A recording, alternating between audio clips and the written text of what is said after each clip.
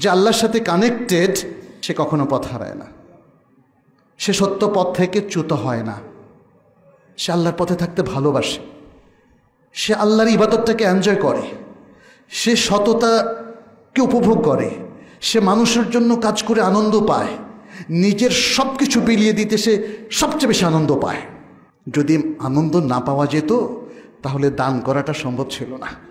ওসমান বিন আফফান, তার billions of dollar সমমূল্যের সম্পদ ছিল, সবটাই আল্লাহর পথে দিয়ে দিলেন। কিভাবে?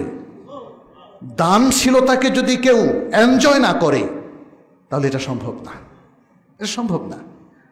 রাত্রে 3 ঘন্টা তাহাজ্জুদে দাঁড়ানো, 5 ঘন্টা তাহাজ্জুদে দাঁড়ানো, এটা যদি কেউ আনন্দ না পায় সম্ভব করা?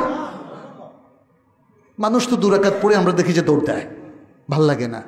ঘুরতে ফিরতে আড্ডা দিতে ভালো লাগে, সারা রাত নেটের মধ্যে পড়ে থাকতে ভালো লাগে, ব্রাউজিং করতে ভালো লাগে, অশ্লীল ছবি দেখতে ভালো লাগে।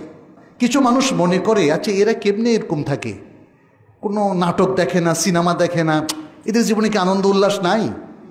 প্রিয় ভাইয়েরা, আনন্দ উল্লাস একটা আপেক্ষিক ব্যাপার। আল্লাহর সাথে কানেক্টেড থাকাটাই যার আনন্দ, সে অশ্লীল কাজ আনন্দ পায় না।